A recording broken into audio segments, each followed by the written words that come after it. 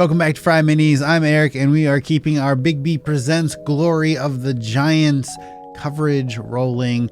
We've already taken a look at the barbarian subclass Path of the Giant, and I liked it. And now we're going to take a look at the feats. We've got some really cool feats here, very flavorful, all themed around the different giants, and a cool new kind of spell casting thing, rune carving.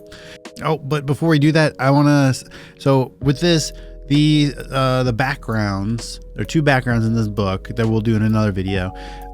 If you get one of those backgrounds, you get to pick these feats. So there are two feats, and I'll cover it when we get to each one, but you can get these free from your background. And if you are playing in a campaign that has these backgrounds, you can pick skilled or tough if you don't pick these particular backgrounds. So if you want to be an acolyte or whatever, you can pick skilled and get your 3 skills if you don't want to use one of these backgrounds. And of course you can homebrew that to do whatever you want, but that's what the book says. And while we're on our little side note here, thank you to our friends at Wizards of the Coast for sending us this early access review key to take a look so we can share all the goodies here. Okay, here we go. Rune Shaper, prerequisite, spellcasting feature or Rune Carver background. You've studied the magic of giant runes, granting you the following benefits. Comprehend languages. You learn the Comprehend Languages spell. You can cast the spell without expending a spell slot, and you must finish a long rest before you can cast it in this way again. You can also cast the spell using any spell slots you have. Rune Magic. You know a number of runes equal to half your proficiency bonus, rounded down, chosen from the rune spells table. Whenever you finish a long rest, you can inscribe each rune you know onto one non-magical weapon, armor, piece of clothing, or other object you touch. You temporarily learn the first level spells that correspond to the runes you inscribed, as specified on the rune spell table, and you know these spells until you finish a long rest when the runes fade. While you are wearing or carrying any rune mark object, you can cast the spells associated with those runes using any spell slots you have. You can also invoke a rune inscribed on an object you are wearing or carrying and cast its associated spell without expending a spell slot or using material components. Once you cast a spell in this way, you can't do so again until you finish a long rest. Your spellcasting ability for this feat is Intelligence, Wisdom, or Charisma. Choose when you select this feat. Each time you gain a level, you can replace one of the runes you know with another one from the rune spells table. Rune spells: Cloud, Fog Cloud; Death, Inflict Wounds; Dragon, Chromatic Orb; Enemy, Disguise Self; Fire, Burning Hands; Friend, Speak with Animals; Frost, Armor of Agathis; Hill, Goodberry; Journey, Longstrider; King, Command; Mountain, Entangle; Stone, Sanctuary; Storm, Thunderwave. Okay, so you see, so if you take the background Rune Carver, which we'll have in another video, you automatically get this feat, which is very cool. So Comprehend Languages, always a good spell to have. Maybe not everybody in the party needs it, but at least somebody to have it is great. That you just get it, you know it, and you cast it for free is wonderful. I think it's pretty rare that you would need to cast that more than once per long rest, from my experience anyway. So that covers you. You're good there. Now, all those other spells, so those runes, those are a lot of really good first level spells. It is obviously, it's notable that there's no cure wounds or a healing word, but you've got Goodberry on there, and it's pretty easy to cheese Goodberry into being crazy strong. So depending on how you play it, and I think it's pretty common and acceptable to have some kind of boundaries on Goodberry and what it can do. But I think this is a pretty solid spell list, and that you get multiples as you level up. You can learn more. I think is really cool, and it's nice to have a feat that just kind of grows with you. So this one, big thumbs up. Strike of the Giants, prerequisite martial weapon proficiency or giant foundling background. You have absorbed primeval magic that gives you an echo of the might of giants. When you take this feat, choose one of the benefits listed below. Once per turn, when you hit a target with a melee weapon attack or ranged weapon attack using a thrown weapon, you can imbue the attack with an additional effect depending on the benefit you chose. Cloud Strike. The target takes an extra 1d4 thunder damage. If the target is a creature, it must succeed on a wisdom saving throw or you become invisible to it until the start of your next turn or until immediately after you make an attack roll or cast a spell. Fire Strike. The target takes an extra 1d10 fire damage. Frost Strike. The target takes an extra 1d6 cold damage. If the target is a creature, it must succeed on a Constitution saving throw or its speed is reduced to 0 until the start of your next turn. Hill Strike. The target takes an extra 1d6 damage of the weapon's type. If the target is a creature, it must succeed on a strength saving throw or have the prone condition. Stone Strike. The target takes an extra 1d6 force damage. If the target is a creature, it must succeed on a strength saving throw or be pushed 10 feet from you in a straight line. Storm Strike. The target takes an extra 1d6 lightning damage. If the target is a creature, it must succeed on a Constitution saving throw or has disadvantage on attack rolls until the start of your next turn. The saving throw DC for these effects equals 8 plus your proficiency bonus plus your strength or constitution modifier. You can use this feat a number of times equal to your proficiency bonus, and you regain all expended uses when you finish a long rest. Okay, so I think this is a very cool feat, this strike. It has a lot of really great options, but you're only picking one of them. And it's not, you can change on a long rest which one you are empowered by, but you're picking one specific. The first time I read this, and actually the first time I recorded the script, and this, for the record, this is not a script, I'm just talking. I thought you got all of them and you could just, your cooldown was shared between all of them. So, but no, it's, you pick one. So yes, I think this is still very good, but it is not the incredible, amazing thing that I thought it was. I do like options that give melee characters or thrown weapon characters, I guess, some more utility and strategic capabilities other than just I do more damage. So this is very good. I like it a lot. I like it less than when I thought you got all of them and you could just pick and choose which one. So yes, thumbs up, but not the, oh my God, this is amazing that I thought it was going to be. So now we're going to look at specific feats that break down and kind of like reinforce your selection. So for example, if with the striker feat, if you chose the fire damage one, that's going to be the first feat that we're going to look at here. And that you had to have taken the fire damage option here, and then you can choose to invest further in the identity of doing fire damage and being a fire giant or fire whatever with this feat. So let's go with those. Ember of the Fire Giant, prerequisite 4th level, Strike of the Giant's Fire Strike feat. You've manifested the fiery combat emblematic of fire giants, granting you the following benefits. Ability score increase. Increase your strength, constitution, or wisdom score by 1 to a maximum of 20. Born of Flame, you have resistance to fire damage. Searing Ignition. When you take the attack action on your turn, you can replace a single attack with a magical burst of flame. Each creature of your choice in a 15-foot radius sphere centered on you must make a dexterity saving throw. DC equals 8 plus your proficiency bonus plus the modifier of the ability increased by this feat. On a failed save, a creature takes fire damage equal to 1d8 plus your proficiency bonus, and it has the blinded condition until the start of your next turn. On a successful save, the creature takes half as much damage only. You can use your Searing Ignition a number of times equal to your proficiency bonus, but no more than once per turn, and you regain all expended uses when you finish a long rest. Okay, so fire resistance, of course, is great. If you can only get one magical resistance, that's probably the best one to do, right? Blinding a creature, that's great. Then you've got advantage on everything against it, and it has disadvantage on everything against you. Well, attacks and stuff that I can see, right? But I'm a little surprised that it's strength, constitution, and wisdom. I think and I could be wrong here, but I think of strength, constitution, and intelligence, right? Fire Genasi, they had intelligence boost. And I don't know. I could just be in my head, but I'm surprised to see wisdom there, not intelligence. So yes, this is cool. I think the stat helps it out a lot here. But I don't think this is amazing. Let's keep going.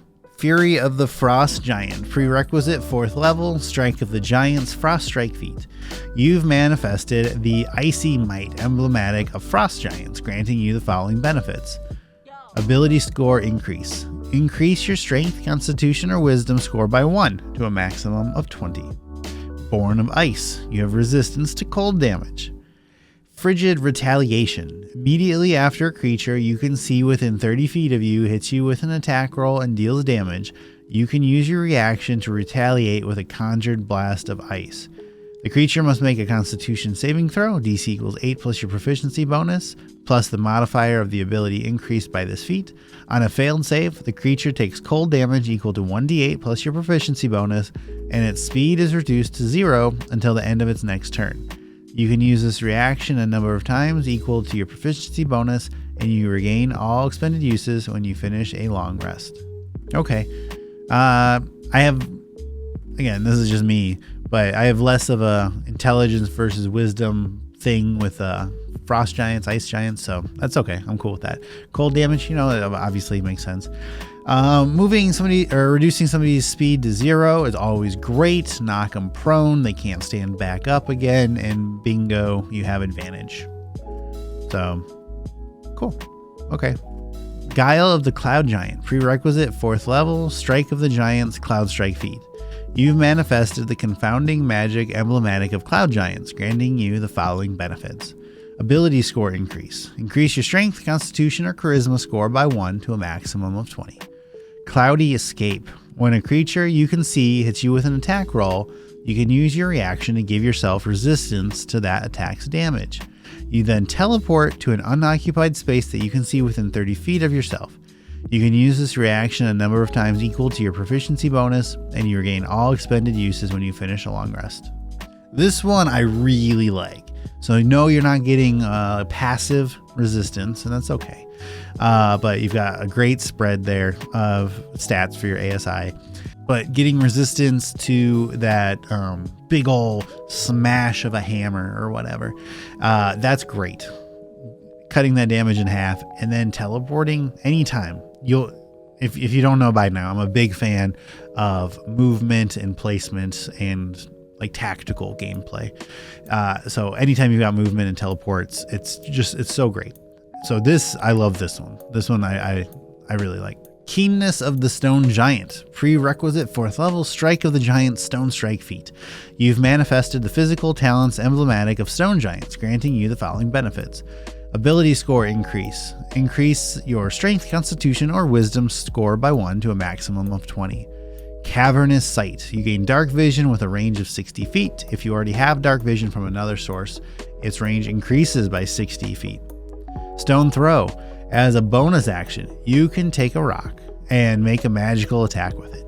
The attack is a ranged spell attack with a range of 60 feet that uses the ability score you increased with this feat as the spellcasting ability. On a hit, the rock deals 1d10 force damage, and the target must succeed on a strength saving throw. DC equals 8 plus your proficiency bonus plus the spellcasting modifier, or have the prone condition. You can use this bonus action a number of times equal to your proficiency bonus, and you regain all expended uses when you finish a long rest. Okay, so ASI, cool.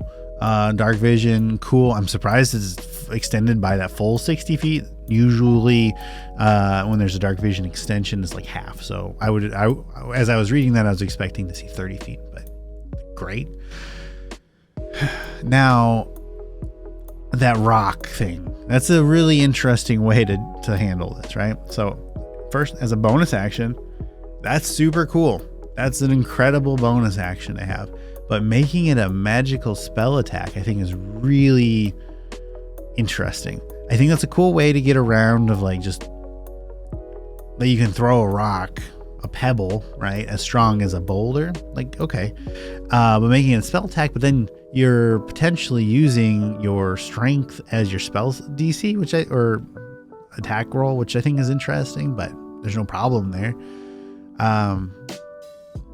Yeah, and I don't know. I feel like this one, I feel like there's cheese potential here. I would want somebody to kind of dig in on a deep dive on all the different things you could do since it's a spell attack. But I think it's a really interesting approach, so thumbs up. Soul of the Storm Giant. Prerequisite 4th level, Strike of the Giant's Storm Strike feat. You've manifested the Tempest magic emblematic of Storm Giants, granting you the following benefits. Ability score increase. Increase your strength, wisdom, or charisma score by 1 to a maximum of 20. Maelstrom Aura. As a bonus action, you surround yourself with an aura of magical wind and lightning that extends 10 feet from you in every direction, but not through total cover. The aura lasts until the start of your next turn or until you are incapacitated. While the aura is active, you have resistance to lightning and thunder damage. In addition, attack rolls against you have disadvantage, and whenever another creature starts its turn within the aura, you can force the creature to make a strength saving throw, DC equals 8 plus your proficiency bonus plus the modifier of the ability increased by this feat. On a failed save, the creature's speed is halved until the start of its next turn. You can use this bonus action a number of times equal to your proficiency bonus, and you regain all expended uses when you finish a long rest. Very cool. This one I also like a lot. We've got a great ASI combo, and getting 2 resistances in a pretty sizable radius there I think is nice. Attacks against you have disadvantage. That's always great. Like you want to say this would be great for a tank if tanks were like a thing in D&D. So if you have some situation or ability or spell that's kind of forcing attacks to come to you and you use this, phenomenal, right? Otherwise, if you're like a rogue and you want to use this, if something is coming to attack you, I think that's great there too. So this is obviously a heavily defensive feature, but I like it a lot. Thumbs up. Vigor of the Hill Giant. Prerequisite 4th level, Strike of the Giants Hill Strike feat. You've manifested the Resilience emblematic of Hill Giants, granting you the following benefits. Ability score increase. Increase your strength, constitution, or wisdom by 1 to a maximum of 20. Bulwark. When you are subject to an effect that would move you at least 5 feet or give you the prone condition, you can use your reaction to steady yourself. You aren't moved and you don't have the prone condition. Iron Stomach. Whenever you eat food as part of a short rest and spend 1 or more hit dice to regain hit points, you regain additional hit points equal to your constitution modifier plus your proficiency bonus. Okay, we've said it before, ASI, that's cool. Eating food, you know, the hill giants, they're the big ones, so that tracks, right? Using your hit die on short rest, so I like to lean heavily on that when we're, depending on the situation, to focus on that. I feel like a lot of tables don't get too nitty gritty with their hit die, and like you just restore them all on a long rest, even though they're supposed to be half. And I feel like there's a lot, it's a very common kind of hand wave situation.